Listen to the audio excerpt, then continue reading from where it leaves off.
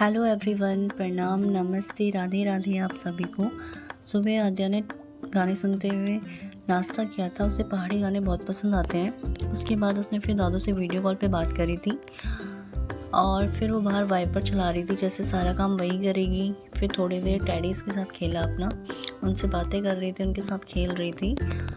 उसके बाद फिर दिन में बारिश हुई थी, क्योंकि आजकल बारिश का कोई भरोसा नहीं है। पूरा दिन कल बारिश था, तो बारिश में पापा के साथ मज़े कर रही थी बाहर और बारिश देख रही थी और सामने आराध्या को आवाज़ भी दे रही थी। उसके बाद फिर उसका यहाँ पे नीनी टाइम स्टार्ट हो गया। वो सोने की कोशिश कर रही है पिलो लेके, और फिर थोड़ी देर और पापा के साथ मस्ती कर रही है। यहाँ पे पापा के साथ मस्ती कर रही है और उनसे बातें कर रही है। फिर इवनिंग के टाइम पे जैसी बेल बजती है ना, उसे पता चल जाता है कि कोई ना कोई आया हुआ है। तो वो बाहर देखने गई तो चाचू आ गए थे और चाचू जलेबी लेके आए थे, बट उसे जलेबी से कोई मतलब नहीं है, उसे चाचू की गोदी में जाना था। उसके बाद सबने मिलकर जलेबी खाई और यहाँ पे आदू बता रही थी कि अब जलेबी ख़त्म हो गई है, फिनिश हो गई है, अब नहीं है। तो वो बता रही है सबको कि जलेबी ख़त्म हो गई है। उसके बाद फिर उसने भगवान जी को चेक किया। वो यहाँ से देख रही थी और भगवान जी को चेक कर रही थी।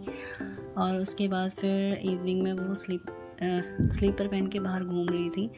अभी उसे चलना तो नहीं आया, वो लड़खड़ाती है, अच्छे से चल नहीं पाती है और स्लीपर्स में तो बिल्कुल भी नहीं चल पाती है, वो लड़खड़ाती रहती है, कोशिश कर रही थी। उसके बाद फिर इवनिंग में उसने पूजा करी थी, दादी पोती ने मिलकर दोनों ने पूजा करी थी। और फिर रात को वो पापा के साथ साइकिल पे बाहर गई थी, घूम रही थी।